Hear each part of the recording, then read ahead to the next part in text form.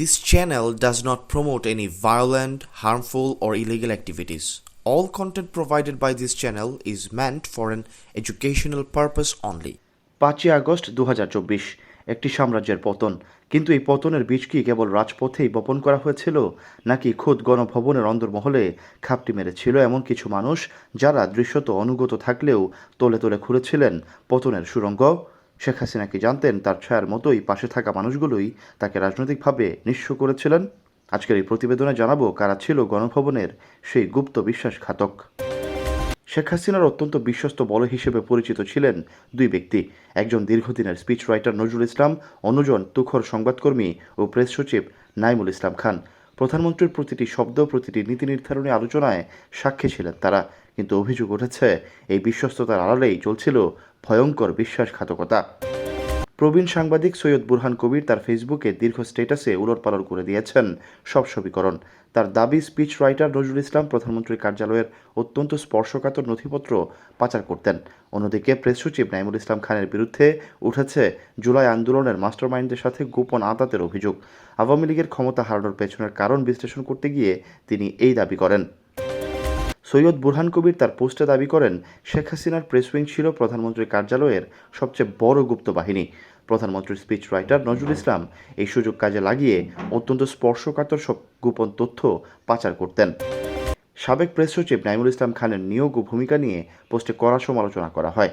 বুরহান কবির উল্লেখ করেন, শেখ রেহানার সিদ্ধান্তে নাইমুল ইসলাম খানকে প্রেস সচিব হিসেবে নিয়োগ দেওয়া হয়েছিল। এই নিয়োগ পাওয়ার পর থেকেই প্রধানমন্ত্রীর কার্যালয়ের সব তথ্য জামায়াতের কাছে চলে যেতে থাকে। সরকারের প্রতিটি মুভমেন্ট, প্রধানমন্ত্রীর প্রতিটি চিন্তা পাচার হয়ে যাচ্ছিল বিপক্ষ শিবিরের কাছে। গণভবনের ড্রয়িং রুমে বসে তিনি কি তবে আন্দোলনের গাইডলাইন দিচ্ছিলেন? পোস্টে আরও দাবি করা হয়, জুলাইয়ে কোটা সংস্কার আন্দোলন শুরু হলে নাইমুল ইসলাম খানই ষড়যন্ত্রকারীদের সঙ্গে সরকারের ভেতরের যোগসূত্র হিসেবে কাজ করেছেন। ওই সময় সাংবাদিক জিল্লুর রহমান, বর্তমান অন্তর্বর্তী সরকারের উপদেষ্টা আসিফ নজরুল এবং আলী রিয়াজের সঙ্গে নাইমুল ইসলাম খানের নিয়মিত তথ্য আদান প্রদান হতো। সরকারের ভেতরের এসব তথ্য পাচারের কারণেই আওয়ামী লীগ দ্রুত বিপদের দিকে এগিয়ে যায় বলে সাংবাদিক বুরহান কবির তার পোস্টে উল্লেখ করেছেন। অভিযোগের আঙুল আরও গভীরে। বলা হচ্ছে, নাইমুল ইসলাম খান কেবল আন্দোলনের সাথেই নন, বরং জামায়াত ইসলামের সাথেও তথ্য আদান প্রদান করতেন।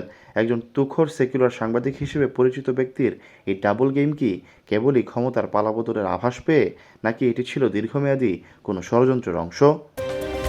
সৈয়দ বুরহান কবিরের তথ্যের সততা পাওয়া যায় প্রবাসী সাংবাদিক ইলিয়াস হোসেনের এক ভিডিওতে।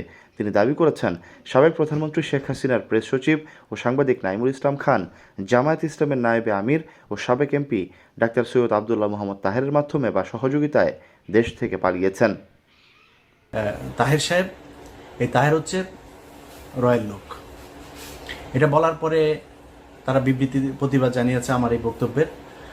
আমি এটাকে খুব পজিটিভলি নিয়েছি, কারণ জামাত একটা সংগঠন, তাদের সাংগঠনিক একটা পদক্ষেপ থাকবে, এটা কোনো ব্যাপার না। আমি ওনাদের ওই ফেসবুক পেজেও, জামাত ইসলামের যে পেজ আছে সেখানে গিয়ে জামাতের লোকজনেরও বক্তব্য দেখেছি, কমেন্ট দেখেছি। আমার কাছে খারাপ লাগে নাই। ওনারা মানে খুবই বন্ধুসুলভ আচরণ করেছেন। তবে জামাতের কাছে আমার অনুরোধ থাকবে, যে অভিযোগটা আমি শুনেছি এটা তো আমার নিজের বানানো না, এটা আপনাদের ভেতর থেকে আমাকে জানিয়েছে। তার বাড়িতে নইমুল ইসলাম খান, তার বাড়িতে ছিল নাইমুল ইসলাম খান, তার বাড়িতে ছিল, এবং আবু তাহের সাহেব তাকে পালাতে সহযোগিতা করেছেন। কট্টর আওয়ামী লীগ বিরোধী প্রবাসী সাংবাদিক ইলিয়াস হোসেনের এই বক্তব্য অসত্য বলে দাবি করেছেন ডাক্তার তাহের। প্রসঙ্গত, সাবেক প্রধানমন্ত্রীর প্রেস সচিব সাংবাদিক নাইমুল ইসলাম খানের বাবা নুরুল ইসলাম ছিলেন রাজাকার তথা ৭১ সালে শান্তি কমিটির সদস্য। আমার বাবা স্বাধীনতা বিরোধী ছিল, ইট ইজ এ ফ্যাক্ট। এটা আমি কোনো সময় লুকাই নাই। অ্যাকচুয়ালি এটা কাউকে আমি আবিষ্কারই করতে দিই নাই, এটা আমিই বলেছি। ৮ ডিসেম্বর কুমিল্লা মুক্ত হয়েছে, ১৬ ডিসেম্বরের আগে। আমি ৮ ডিসেম্বর থেকে এটা বলি। আমি যখন কোথাও চাকরি নিতে যাই আমি বলে নেই আমার বাবা কিন্তু স্বাধীনতা বিরোধী ছিল। জামায়াতের কাছে তথ্য পাচারে তথ্য ফাঁস হওয়ার পর তার পারিবারিক পরিচয়ও সামনে এসেছে, ইতিহাস বিজয়ীর কথা বলে। কিন্তু অন্দরমহলের এই বিশ্বাসঘাতকতার গল্পগুলো থেকে যায় মাহফেজখানায়। গণভবনের দেয়াল হয়তো অনেক কিছুই জানে যা এখনও অপ্রকাশিত। হয়তো একসময় এই অপ্রকাশিত সত্যগুলো বেরিয়ে আসবে। রাজনৈতিক অঙ্গনে এখন বিলিয়ন ডলারের প্রশ্ন ঘুরপাক খাচ্ছে।